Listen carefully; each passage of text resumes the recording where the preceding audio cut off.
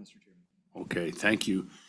Good afternoon. Welcome to the meeting of the Joint Revenue Committee to talk about interim topics. Ms. Jeffrey, can you please take the roll? Yes, I'll be glad to. Good afternoon, everyone, and welcome.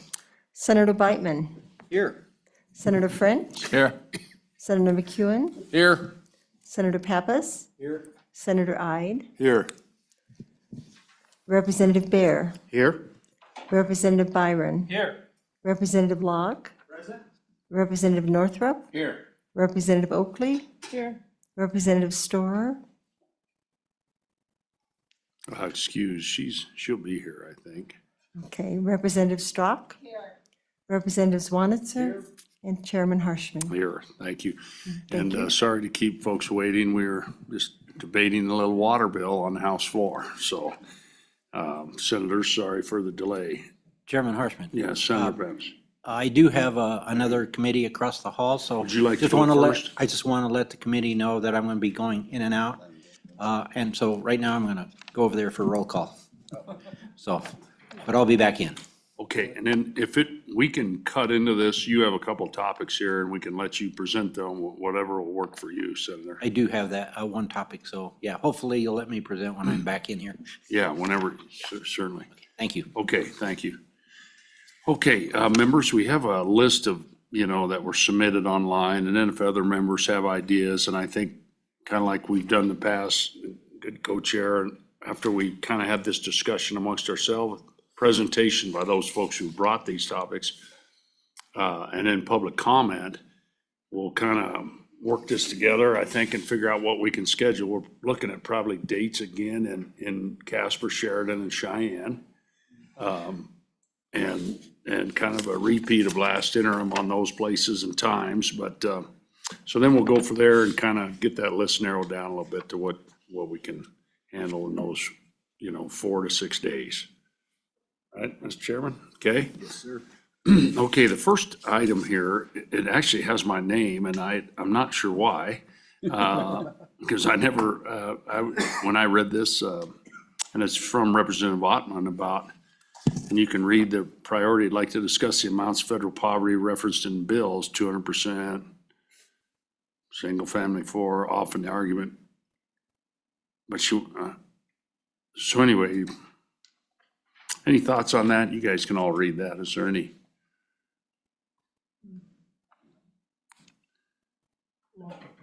Okay, everybody understand that? I think, and she's not here to really talk about that. If anybody wants to comment on that, we can certainly come back.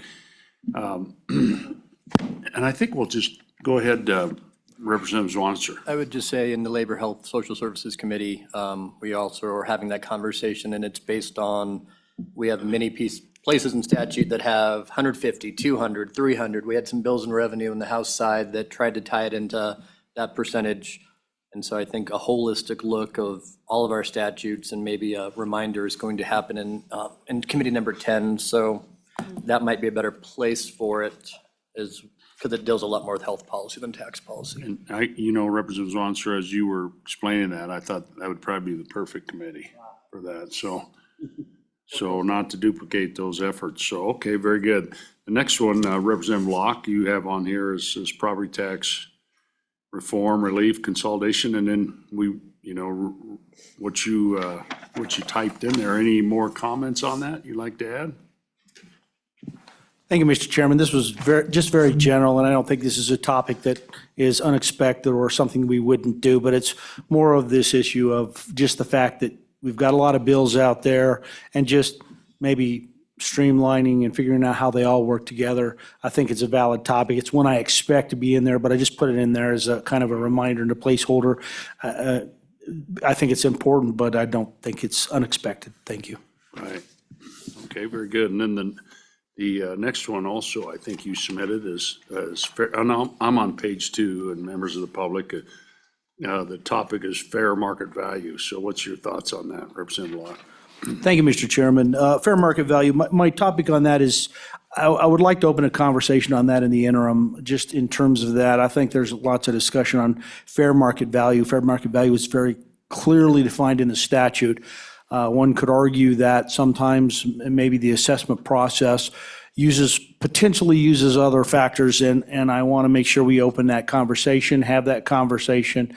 For example, the question is, does replacement cost have a place in the definition of fair market value, since fair market value is how our statute speaks? So it's more than anything, I want us to at least open the conversation on that fact and making sure our statutes are crystal clear, our statutes are clear about the use of fair market value, and I just want to make sure we're adhering to that very closely. Thank you.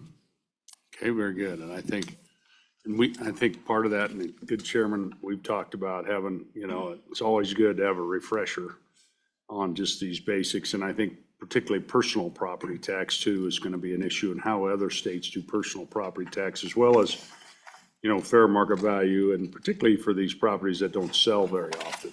It's a harder thing, where I think assessors probably use replacement, minus appreciation. But I think that's a good topic, just to kind of get us all up to speed. So, okay, what's the next one you have as well? Analysis proposals on the significant reduction, ultimately removal of property tax. There was a little bill, House Bill 203, if you remember that. But go ahead, maybe explain that to us, what you're thinking. Thank you, Mr. Chairman, and you don't disappoint. I was expecting that, so, because that's exactly was my point. I think broadening that conversation of not only taking a look at what we've done and bringing a cohesive picture, I think that next step of where can we find, beginning to develop that process of reductions and ultimately possible elimination, I think it's important. I think there's some other proposals in here that recommend something similar, so mine probably merges with those. But it's really just opening that discussion that says, what alternatives might be in place for us to do that, sir? Thank you. Okay. Okay, any other comments, members? Okay, and then moving, I guess the next one is Representative Wanitzer. I'm on page 3 now, kind of the middle of page 3. Go ahead, Representative. And my name's on it, Mr. Chairman, but it really was a topic from. Oh, yeah, Representative O'Hearn, yeah, let me be clear on that, yeah. He's got a committee. But He's got a committee meeting right now. Okay. So this goes back to some of the talks we've had on transfer tax. I think the belief was if we put a sales tax and it was on the buyer, not to hurt any current property owners, that could be used as replacement for some property tax relief. And so the question is, we've had 4 or 5 different bills on this subject. It is a tax, but if it could be a tax that would offset the property tax and actually be beneficial to lowering that. I know that we've had some conversations in the House with all kind of ideologies on perhaps something more related to sales tax in general instead of property tax increases would be a long-term better investment strategy for Wyoming. And so I told him he could put my name on the topic. Certainly Representative Yin, who's been on this committee before, has some strong thoughts on this is a better way to go, especially in that part of the state. So brought it to you because I nicely said yes to having my name on the topic. it's kind of like me on that first one. I was like, wow, Shazam. How did that work? Okay, any comments on this idea? And I think, Representative Wanitzer, that, and it was 2 folks on the opposite ends of the political spectrum brought this to me as well. And it was more as a sales tax on the buyer, not a transfer tax on the seller. And you pay this tax on your property one time when you buy it, and you move forward with that. So that's kind of was my notes on it. I thought was an interesting take on. Any other comments, members? Okay, the next one here, Mr. Chairman Beitman, go ahead. Tangible personal property, this is the bottom of page 3, flipping over to page 4. Yeah, thank you, Mr. Co-Chairman.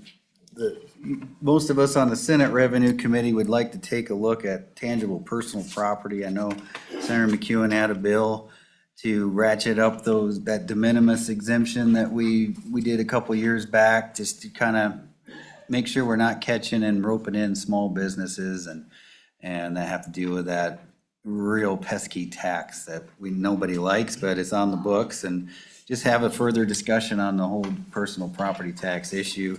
I see some other personal property on this agenda too, so it seems like other people are interested in it. I think we should set some time aside to talk personal property tax and what that looks like. Very good. Okay, any comments? And we're gonna open this all up to public comment. Wyoming Mining Association has a similar proposal right under that, and so we'll open that up to all you guys here in a minute, and as we work through these. Okay, the next one, I think there's 3 of those, aren't they? For personal Yeah. property tax exemptions on page 4, going over to page 5.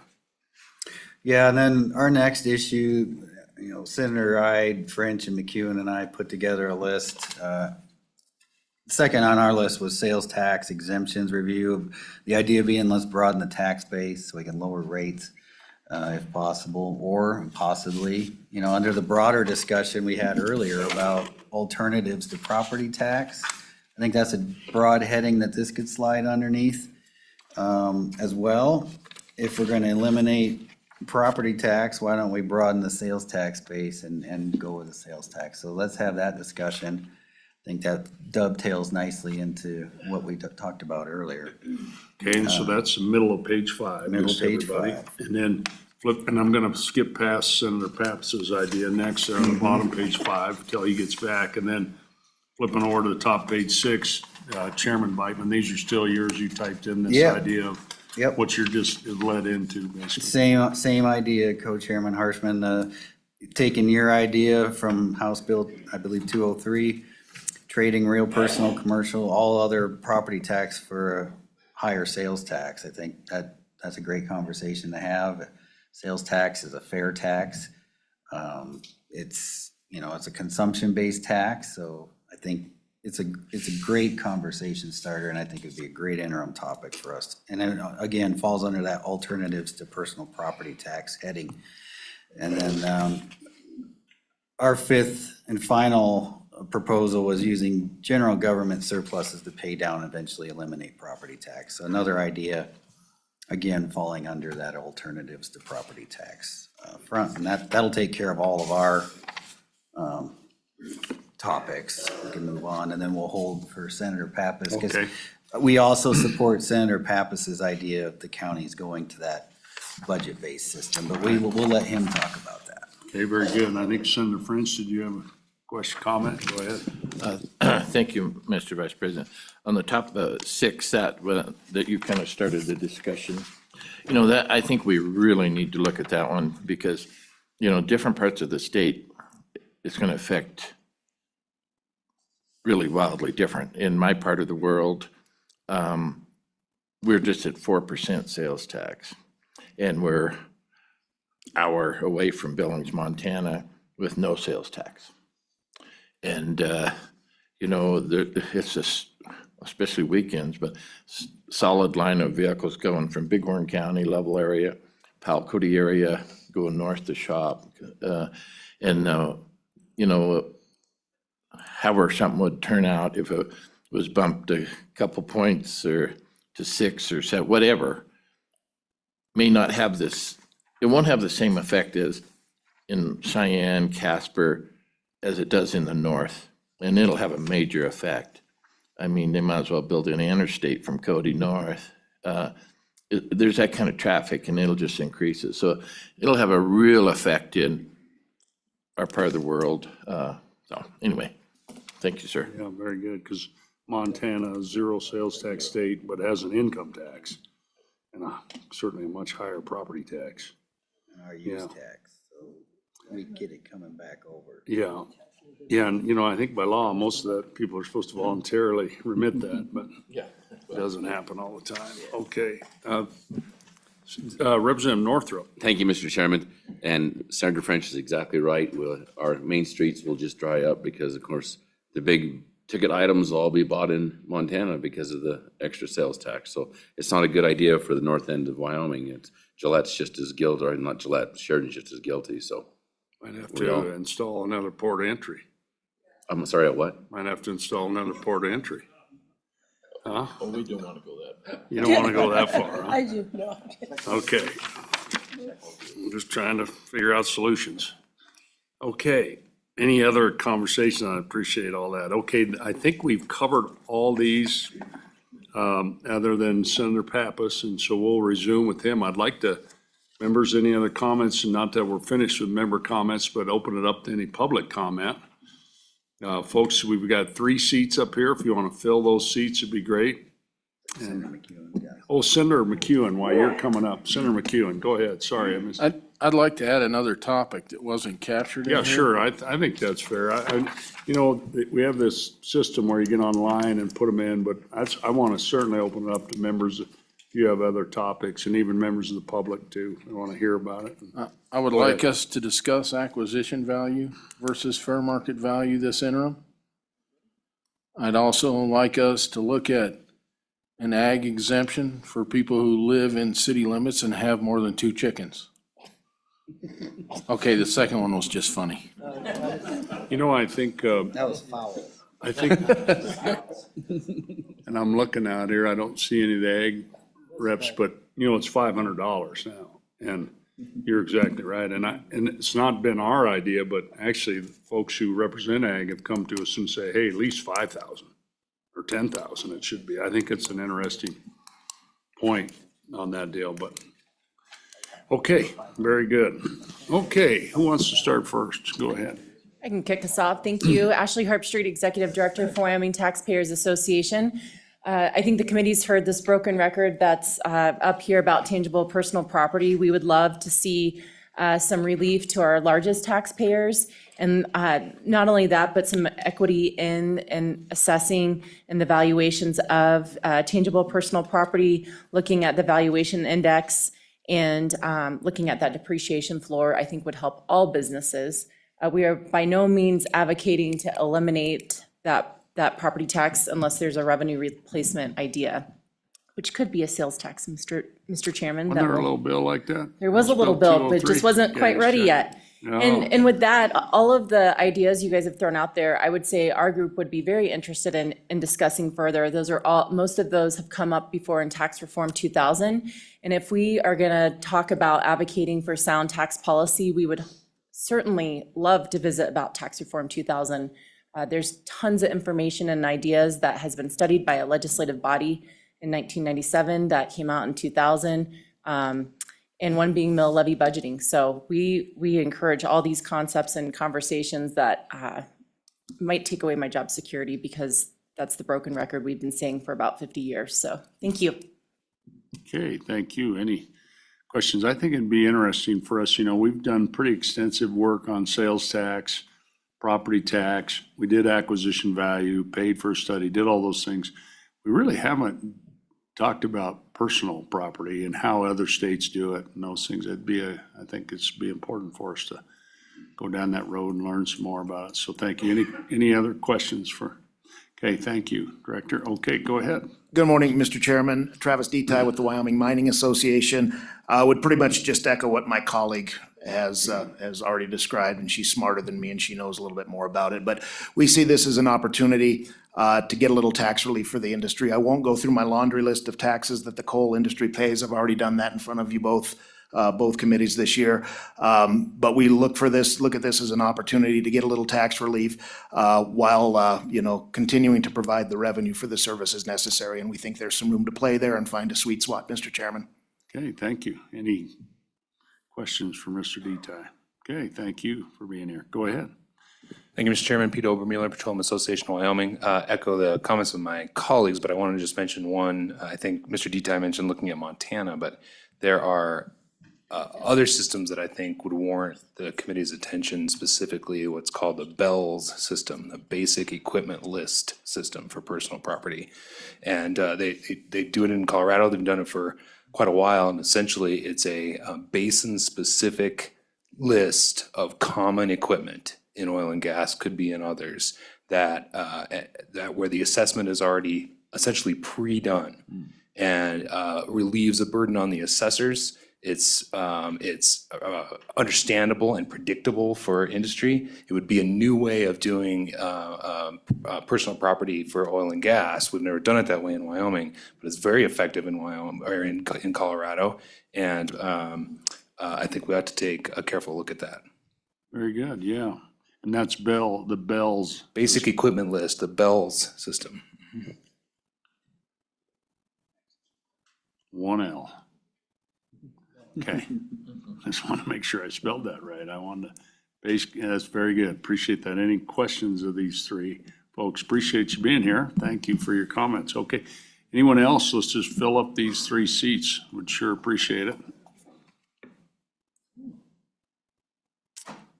Come on up. We got 2 empty seats. If anybody else wants to testify, come on up. Good morning. Good afternoon, I should say. Mr. Winnie.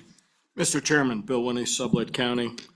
A couple of things I want to talk about. The first one is inflation is a policy of the federal government versus Wyoming, which is caught a bit in a constitution that was founded when gold was $20 an ounce. There were certainly occasional bubbles in the economy, but by and large, the value of things like property and so on was relatively constant back in the olden days, if you will.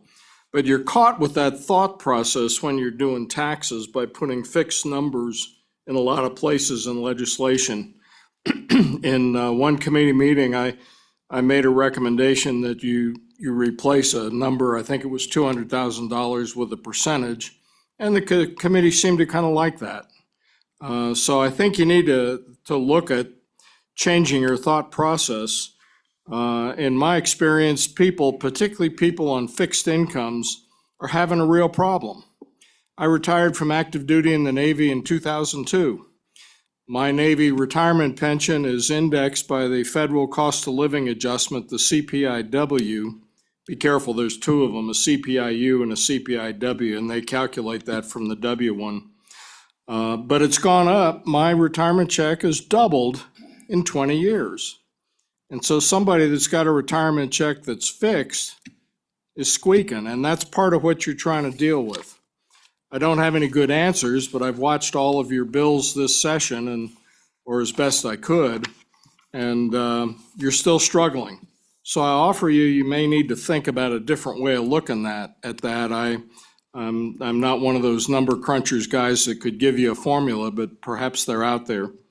The other thing I want to mention was your thing where you talk about, what was it, tangible personal property, where you're talking about machinery and equipment and so on. And I'd offer you need to take a look at long-lived equipment that goes far beyond the tables for depreciation and so on. Example, I have a 1992 Suburban. I ran it for 30 years, got 600,000 miles on it. I learned how to do that from the Navy program for how they make ships go 50 plus years. And the testing and so on they do. At any rate, I would offer you when something is fully depreciated, you ought to just give it a 0 value. If that isn't palatable, then maybe when it's fully depreciated by years times 2, you do that or something like that. Because with good engineering, you can make stuff last a long time. So subject to your questions, Mr. Chairman, thank you. Thank you, Mr. Winnie. Any questions, Mr. Winnie? Senator Ide has a question. Thank you, Chairman Harshman. Yeah, thanks for the discussion on inflation. And we need to get that out in the public more and to understand that, price inflation is a symptom of money inflation, printing money. We've added $6-8 trillion in the last 3 years. And, a lot of what we see is a result of that money supply going into circulation. And like you mentioned, pre-1913, when the Federal Reserve Act, I've studied that as well. Effectively, there was no inflation from 1850 to 1913. It's because we were on the only constitutional money, which is gold. And that's what's in our Constitution. So thanks for just bringing that point up, Mr. Winnie. Okay, thank you. Thank you, Mr. Winnie. Okay, any other members of the public? Do we have anybody online that? Yes, Mr. Chairman, we have 4 people online and 2 are wanting to comment. Okay. Come on up if you want. Is there anybody else here? This guy, see a show of hands. So when we're finished here, then we'll admit the 2. Okay, very good. Thank you. Good afternoon. I should have a green on light. this time. All right. Very good. I want to thank you all for letting us, and, oh, I'm sorry, here I go again. Thank you, Chairman Harshman, and my name's George Dunlap. I live in Gillette, Campbell County. I had 4 grandfathers and 2 great-grandfathers that homesteaded in Campbell County, so I've been around for a while. And, we talk about all the things we want to do. We want to have the Hathaway Fund so that our kids can prosper and go to college, and we do things. Thomas Jefferson, as we all know, life, liberty, and the pursuit of happiness. But he stole that from an Englishman, and the Englishman was life, liberty, and the pursuit of property. And what we need to do is we need to look at how we can help the kids that are graduating stay in the state to be able to afford a house. And when the property taxes get out of control, as they have, it makes it hard. And so if you want to help people, number one is we need to help them by making these property taxes we can afford. We need to get outside the box. Now, one thing that we have in Wyoming, right, wrong, or indifference, we got a lot of money in the bank. And we really could afford to readjust the way we do the taxes. Now, you talk about acquisition, everybody throws up their hand, they say, we're afraid we're going to lose all this money. We've got a ton of money, rainy day fund. You know what? We had a rainy day a few years ago called COVID. And in COVID, what happened was the world went crazy. Every one of us went crazy. In Gillette, we're lucky because you know what?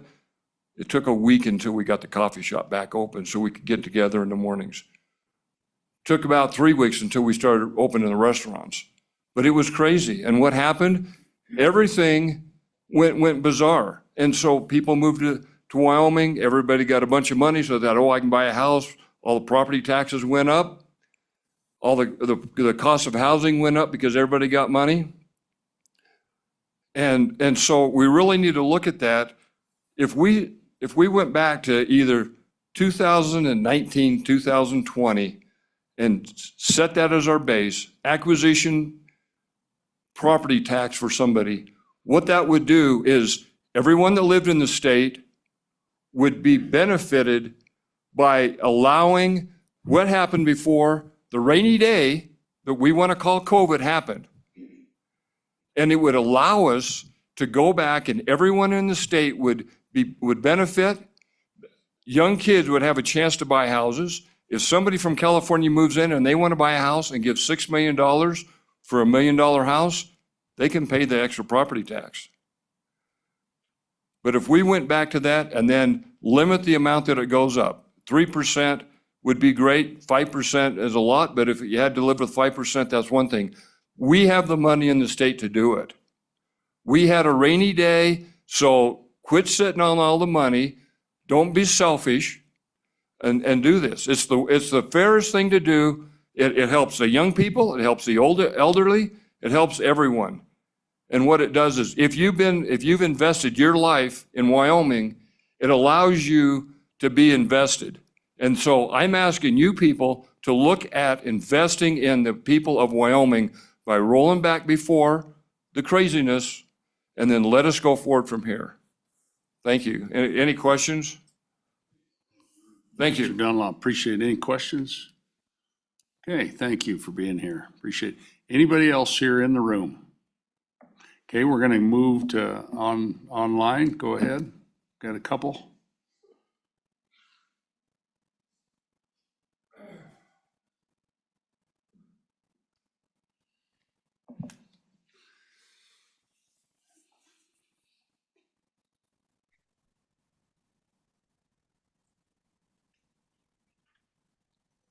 Mr. Chairman, can you hear me? We can hear you, but we can't see you. Well, that ain't all bad, I reckon. Sounds like Mr. Moline. There we go. There you are. Very good. Well, the subject, thank you, Mr. Chairman of the committee and committee members, Brett Moline, Wyoming Farm Bureau.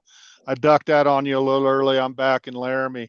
It's been touched on a little bit. I think, all the issues you've brought up so far will dang sure be at the table, but the one issue is what does it take to be considered agricultural? for the agricultural valuation. I will point out it's not an exemption, it's a different methodology of valuation. My organization would support increasing that. I do not believe it has been changed ever since it was initiated many, many moons ago. I think I was still young. I think, we would definitely be at the table. My policy with my members would support an increase. The value, what that would move to, we've tried this before. We started at 10, the auction moved it down to 5. The auction continued, we were down at 3 and the bill went nowhere. But just to throw that out as a topic, shouldn't take too long to discuss, but we would be dang sure willing to be at the table. With that, I would stand for any questions, sit for any questions. Okay, Mr. Moline, thanks for joining us. Members, any questions of Mr. Moline? What's kind of the, just maybe refresh everybody's memory, and your organization, I think in the past has supported the $10,000. Is that right? And then perhaps another organization, 5,000, and maybe give us all a little history on that.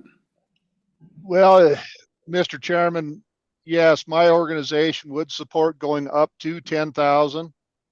I hate another organization was at 5. Or at 3. We kind of split the difference at 5. Another legislator suggested 5 was too high for especially the younger agricultural producers that were just starting out. So keep it down to 3. So that's where the auction went, was down to 3. As far as I can remember, I don't even know if the bills even made introduction, but it was, that's been a few years ago. But if that's my recollection of the issue, Mr. Chairman. So, Mr. Moline, and maybe just educate us a little bit. And that $500 currently, that definition is not how much you produce, or just maybe tell us what's the key words in that. It's not how much you sell necessarily. Mr. Chairman, yes, it is. It's sales. It's sales. $500 of sales. If I remember, my coworker, my boss said when they were first discussing this, it used to be just acres. If you were attempting to make a profit in agriculture, you would qualify for the ag valuation. They decided they needed to have a number. So they started with $500 worth of profit. Profit or of net income. Many years in my industry, you can have thousands of acres and the profit will be 0. So they settled on the word sales. Would normally sell that much, $500 worth of output. I believe that was in the 1990s when they put this in. The way they value land right now, and I will say that's not per parcel, that's per producer. Because of having, you can have several small parcels, so they look at the producer. So, and I believe that is the county assessor that makes that determination. But sales is not the only criteria. In Albany County, and I don't know how many counties, it has to be 35 acres or larger, especially if it has an improvement on it, like a house. It also has to be used up to its capabilities. For an example, if I have 5,000 acres of range land and it's capable of running 300 head of mother cows, and I'm running 3, I'm not using that land up to its capability. That burden currently, if I understand it right, that is up to each county assessor. Most places, it's not an issue. Most people are fulfilling that, using it up to its capability. As I understand it, a small minority are not. And so those are the criteria: the size of the land, how big the parcel is, and that varies by county. And if it has improvements on it, the dollar value, and then are you using it up to its capabilities? And the way the different land is valued there's a formula, but rangeland is based on the private land grazing lease through a survey by the Agricultural Statistics Service. And then the capability of the land, how much can it produce? Dry land farm ground is based on the price of wheat. So as the wheat, that's the most common product produced on dry land is wheat. So they use that. On irrigated land, it's the price of hay. That's the most common commodity grown on irrigated land. And that way they use the same price statewide. That's in a quick nutshell, that's how ag land is valued. And of course, I will say that our houses are valued at market value. Barns are based on a market value. The land underneath is based on what the most adjacent land is what is being used for. Okay, very good. Well, appreciate that. And any other questions for Mr. Moline? Okay, appreciate you joining us today. Thank you. Thank you. Okay, and one more. French has a. Oh, Senator French has a question. I'm sorry. We might have lost. Thank you, Mr. Vice Chairman. I just would add to what he was saying. I know in our county and a lot of counties across the state, on the west side of our county, where you're going into the mountains, there's a lot of parcels that are 500 acres, maybe 1,000 acres, 200, and they're using the ag exemption because it's so valuable now. And the flip side is, if they don't get that ag exemption, their taxes go up so high, they subdivide it. And then everybody's mad that the mountains got subdivided, you know? So there's a lot of moving parts on this thing. I just wanted to mention that. Sure, appreciate it. Very good. Okay. Next, who else is online here? Do we have one more? Oh, we have 3 more, Mr. Chairman. 3 that want to speak. Okay, very good.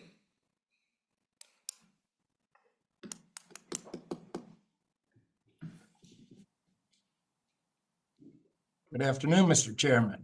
Hey, Assessor Meyer, go ahead, introduce yourself. Welcome. Pat Meyer, Park County Assessor. Just here to have a few topics for you that you guys might want to consider, especially if House Bill 45 passes this afternoon. As you know, I was a big thing for the constitutional amendment. It didn't get changed. I was hoping House Bill 45 would be the short-term solution, and then we could go to fair market value as well as limited taxable value. Well, that didn't happen. So now it looks like House Bill 45 is the real key for us to continue on. But the one thing House Bill 45 needs to do is we need to roll that back to 2020 before this all started. Now, I know we couldn't do that for 2024, it's too there, but I think it is doable in 2025 with a lot of work. But that way, I don't know what the percentage is going to be, but you would be starting in 2020, in 2021, say it's 4%. And then you would go 4% the next year, 4% the next year, until we have the recent year. Because on House Bill 45 in 2025, it basically does the same thing as we were talking about in the first place.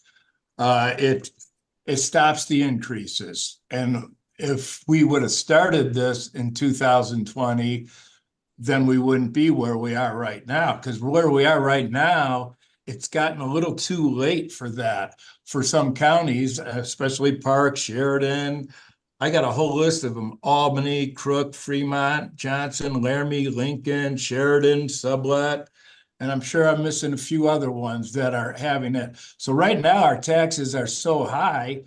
I mean, when our average houses is over $400,000 and you can't get anything under 300, And our medium household wage, like in Sheridan and Park, is 65,000. Fremont County's at 58,000. You know, nobody's going to be able to buy a house in these counties without stopping the increases. So,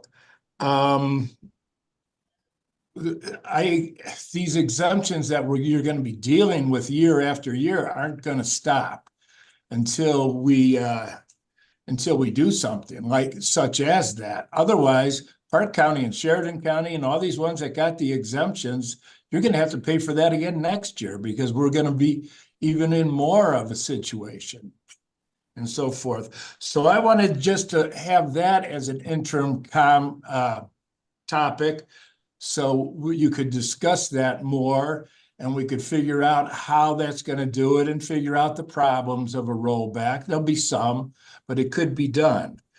The other thing I have, now, I don't know how you guys feel about this, is the inequity in House Bill 45 when a new person buys a house and he goes right to market value. So therefore, we have two different kinds. One people with the same house is paying this, the other ones that are doing that. That's not fair, it's not equal, and it's not uniform. Same thing when you put an addition on. There are ways to fix that kind of stuff. When you put an addition on, you shouldn't go right to market value.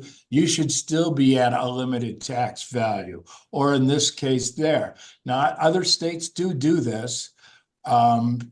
That when they sell a house, they don't go directly to market value. They go to what they call limited taxable value on that. So if you sold, so just because it's sold for more, we don't jump it up like that for the new guy, and then they're paying on that tax after that. That is very similar to Prop 13, which everybody hates, but that's exactly what they do in California, except for they use acquisition cost.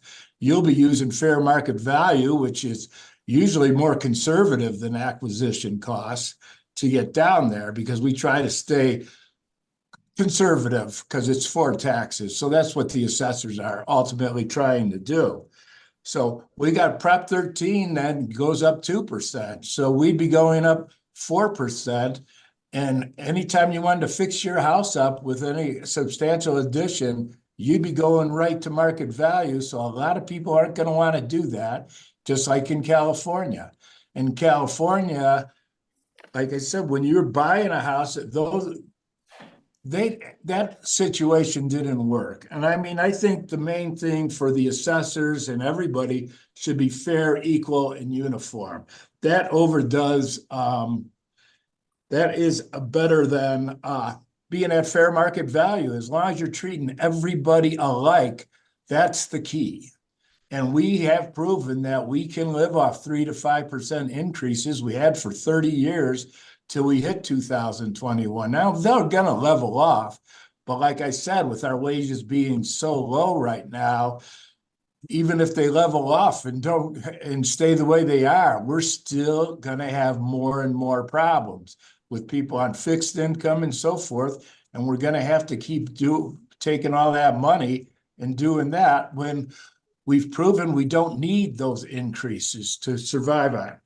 And the only other thing I had was I liked Pete Obermüller's Bell system. I call it a modeling system with other states besides Colorado do it. Same thing in grocery stores. If you have a grocery store of this many square feet, you have to have this much personal property tax on it. And you can do that for retail stores. You can do it for many. It's something that you should maybe look into, that would solve a lot of industry's problem, a lot of commercial's problem, and so forth. And with that, I won't take up any more of your time. I'd be happy to take any questions. Okay, any questions for Assessor Meyer? Okay, Representative Locke has a question.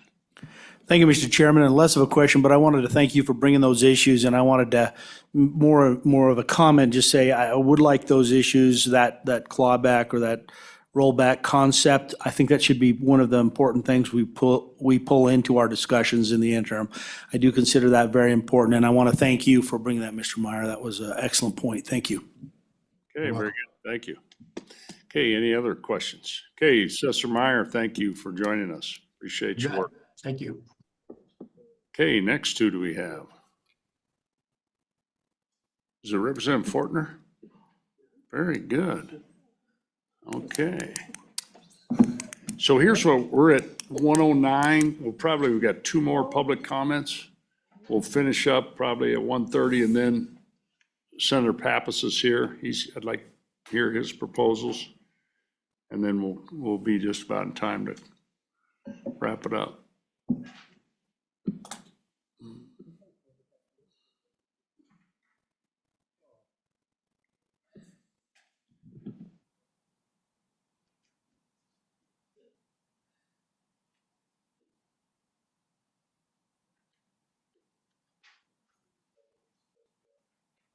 Good afternoon. Can you hear me? This is Bill Fortner from Campbell County. Representative Fortner, we can hear you. Can you turn on your camera? There you are. Perfect. Okay, there I is. Okay. I'm all in support of replacing property tax with sales tax, but we could do a five-step process to even alleviate it more for a full revolution for all people in Campbell County, not just the people that have been enriched with a lot of money and guys that come here from California, but the locals that's been here for 150 years too. And my process would be, first of all, the framers of the Constitution, United States Constitution, knew the importance of effective and small government. So I think that has to play into the equation in this mix. We need to quit building too much government per capita per the state of Wyoming. We need to dial that back a little bit, maybe quite a bit to make this formula work. But anyways, we have that option. We have the pay up front on your house, or your property, just like you do your car or anything else you buy in Wyoming. That'd be number two. Number three, implement your 2% sales tax. Then number four, we could look at adding 2 to 3 cents on the fuel tax at the pump at the city and county level. And I think with those put together, I think we could come up with a property tax that we could eliminate, not only property tax, but personal property tax as well. That would be my solution to the problem. I think it would work. I think everybody in Wyoming would prosper. That's just instead of just the state, as far as keeping money in their pocket. But anyways, I want to thank you for your time and for listening to me stumble through this process. That's my take on everything. Thank you. Okay, Representative Fortner, thank you. Any members, any questions? Okay, appreciate, sounds a lot like a little bill, House Bill 203 you talked about. So I appreciate you bringing this to us today. And Representative Fortner, appreciate your service to people of Campbell County and to our state. So again, thank you. And I think as I wrote down notes of what you said, I think this committee is thinking a lot like you are, frankly. So appreciate you bringing that to us. Thank you. Okay, and then do we have one more?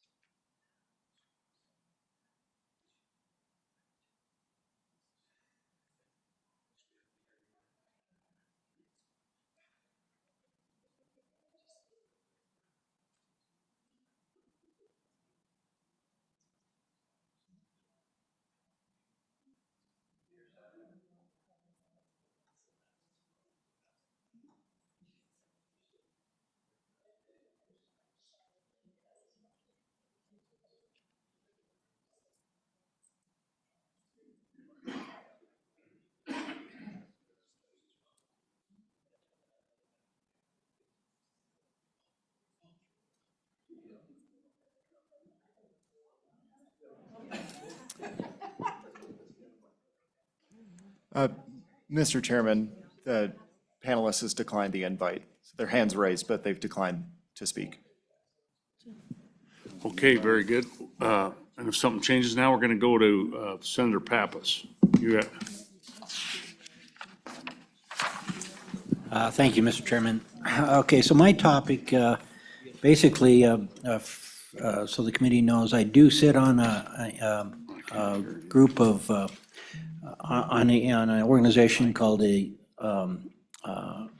state, state, now I'm spacing the name, ISLP, the Institute for State Policy Leaders.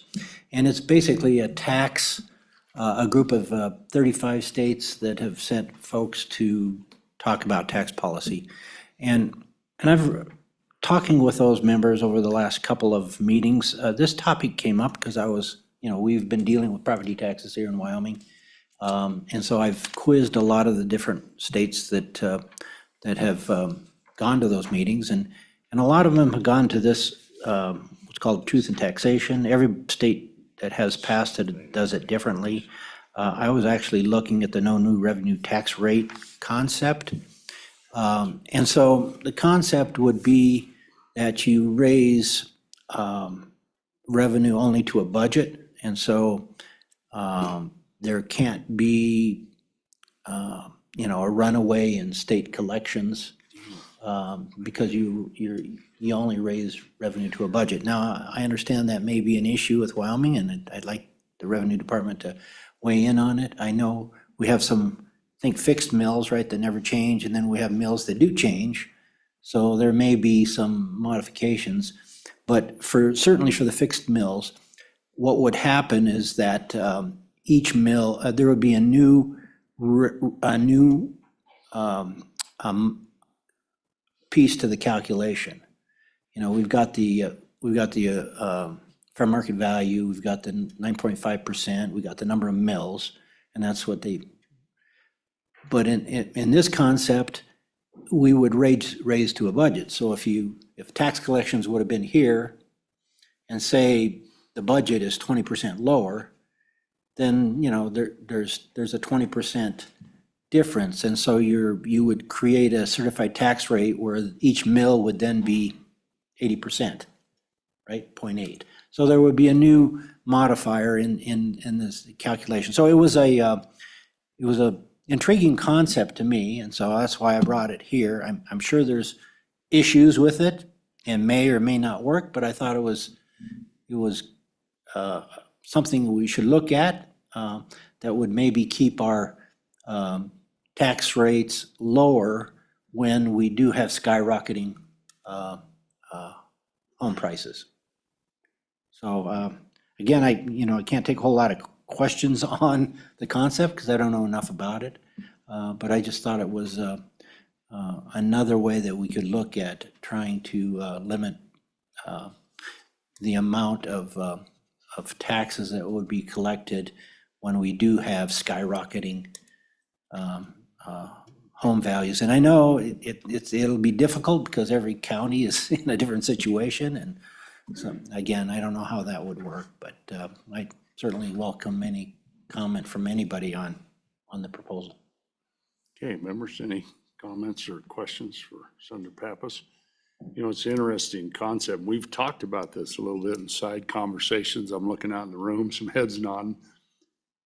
And I think it's doable, and I think what you're saying, particularly on these where we spike, now we're going to put a cap on that, but where we have these spikes, now when you have, when we have the bust, it maintains pretty steady, but it's an interesting concept. I think it's worth taking a look, certainly. Appreciate it.